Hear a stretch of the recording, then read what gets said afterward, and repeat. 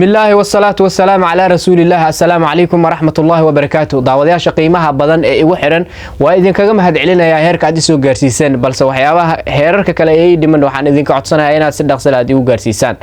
barnaamijkeena maanta waxaan uga hadli doonaa waa kuma Cali Cabdullaahi Xuseen Cali Guudlaabe, madaxweynaha haatan talada ka haya dowlad goboleedka Hirshabelle State Soomaaliya.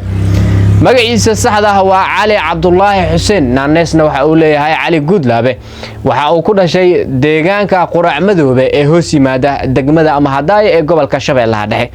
Cali Guudlaabe Xuseen dhalashadiisii waxbarashadiisii asaasiga ah qaybihiisii kala duwanaa ee hoose dugsi hoose dhexe waxa uu ku soo qaatay magaalada Jowhar ee xarunta maamulka Hirshabelle.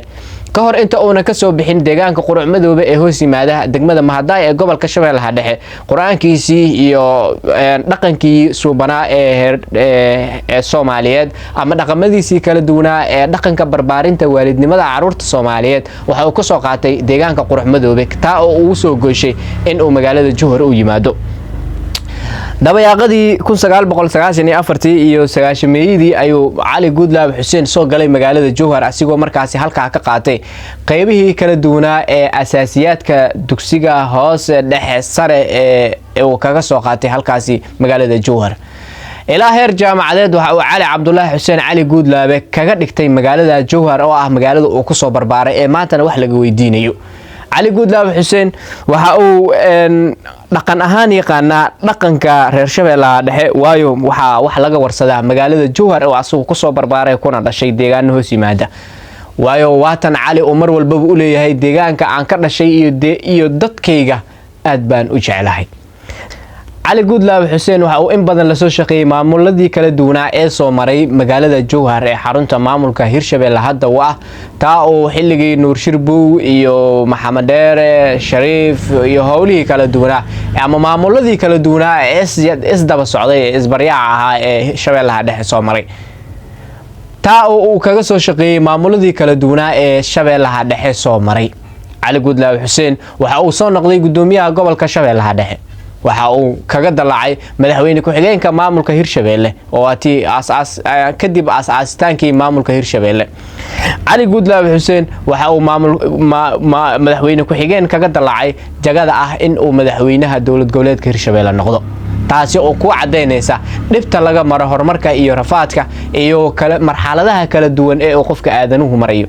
من قرع مدوبة deegaan hoos yimaada degmada Hadaaya ee gobolka Shabeellaha Dhexe abtunaa uu yahay madaxweynaha Hirshabelle, Hiiraan iyo Shabeellaha Dhexe oo la isku daray. madaxweyne Cali Cabdullaahi Xuseen Cali Guudlaabe waa madaxweyne aamusnaanta sifoobay, aamusnaantiisu ay badan tahay, degdeg badneen, dhacdhac badneen, inta badan siyaasad ahaan marka loo eegana fiiriya danta guud ee dalkeenan Soomaaliya. ma ahan madaxweyne taakeeya madaxda qaranka ee ka sareysa, ma aha madaxweyne taakees iyo xujooyin la yimaada madaxda qaranka ee madaxda maamul goboleedyada kale ee saaxiibadiisa. waa madaxweyne ku sifeysan aamusnaan, waa madaxweyne ku sifeysan deganaansho siyaasadeed, yaqaanana deegaanadiisu wax ay u baahan yihiin.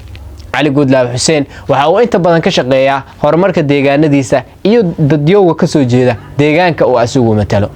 Cali Guudlaabe Xuseen ma ahan nin siyaasi oo u dhuundaleela siyaasado kala duwan iyo siyaasado isdiidan, balse mar walba waxa uu ka shaqeeyaa danta guud, asagoo taasina aan ognahay xilligii caleemasaarkiisii ama xilligii madaxweynenimadii loo doortay wixii ka dambeeyay in gobolka Hiiraan oo madaxweyne Cali Guudlaabe Xuseen uu ka soo horjeestay doorashadiisa, taa oo reer Hiiraan in muddo hal sano ah oo kaga aamusnaa siyaasadda iyo dhaqanka suuban toosinteeda.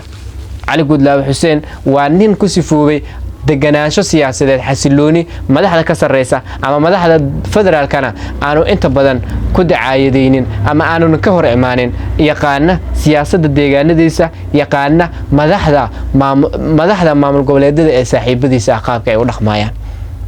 intaan ayaan ku soo gabagabeynaynaa qaybta hore ee Cali Guudlaabe.